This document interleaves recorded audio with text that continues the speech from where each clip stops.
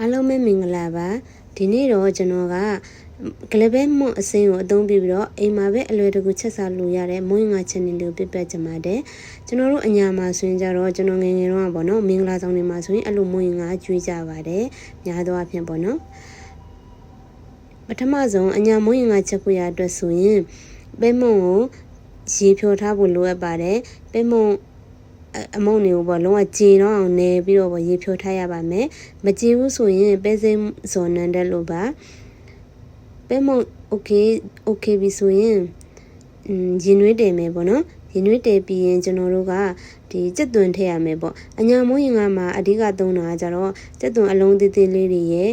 ပဇွန်ကြောက်ရငန်းပြကြီးရဲ့အဓိကသုံးတယ်ပေါ့နော်ကျွန်တော်အိမ်မှာတော့ကြက်သွန်အသေးလေးမရှိတာဖြစ်တဲ့အတွက်ကြောင့်အကြီးကိုပဲခက်ကြီးကြီးလေးလှီးပြီးတော့ပေါ့နော်ထည့်ထားပါတယ်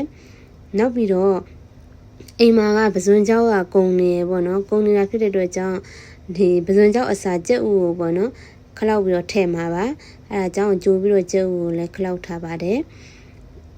ကြက်သွန်ထည့်ပြီးလို့ရေးဆူလာပြီဆိုရင်ငန်းပြာကြီးထည့်မယ်ပေါ့နော်ငန်းပြာကြီးကတော့များများသုံးမယ်ပေါ့နော်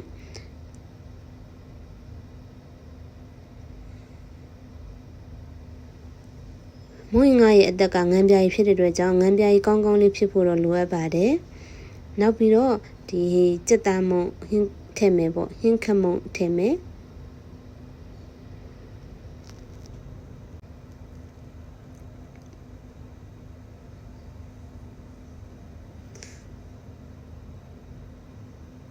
စားကတော့အနှဲငယ်လေးပဲထည့်မယ်ပေါ့နော်အဓိကငန်းပြိုင်နဲ့ချက်မှဖြစ်တဲ့အတွက်ကြောင့်စားကိုအနှဲငယ်လေးပဲထည့်ပါတယ်ထည့်ပြီးရင်ရေဆူအောင်တဲမယ်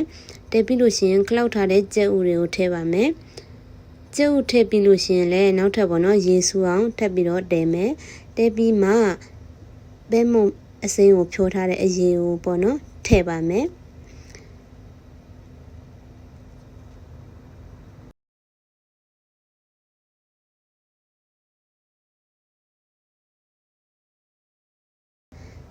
ပဲမုံထည့်ပြီးရင်တော့လေအဆက်မပြတ်ကတ်မသွားအောင်အဆက်မပြတ်နေမှွေပေးဖို့လိုအပ်တယ်ပေါ့နော်မှွေမယ်ဆက်တိုက်မှွေပြီးရင်ကိုကြိုက်တဲ့အပြစ်အနေထားရောက်ရင်ချလို့ရပါပြီကျွန်တော်ကတော့အေးသွားရင်လည်းသူကပဲမုံဖြစ်တဲ့အတွက်ကြောင့်နည်းနည်းပြစ်သွားအောင်မှာဆိုတော့အဲ့ဒီအနေထားမှာပဲချလိုက်ပါတယ်じゃစားပါတော့မယ်โอเคအညာမင်္ဂလာဆောင်နေမှာဆိုရင်တော့အဲ့လိုမျိုးဒီဘူစီနန်တို့တံမြာသီးတို့ကတော့မပါတာများတယ်ပေါ့နော်ဒီနေ့တော့ကျွန်တော်ကအဲ့ဒါတွေအရင်ကြိုက်တာဖြစ်တဲ့အတွက်ကြောင့်အဲ့ဒါလေးတွေနဲ့တွဲပြီးတော့စားပါမယ်โอเคစီချက်လေးလောင်းစားရင်လည်းတော့မှုမွေးလေးဖြစ်တယ်ဆိုတော့ကြာလေကျွန်တော်စီချက်လေးလည်းထည့်မယ်ပေါ့နော်โอเคစားပါတော့မယ်အားလုံးလည်းလိုက်လို့စားကြည့်ကြနော်ဘိုင်ဘိုင်ကြမတနဲ့အားလုံးစိတ်ချမ်းသာခြင်းကိုယ်ကျမခြင်းနဲ့လုံးတော်ရည်ပြည့်စုံကြပါစေ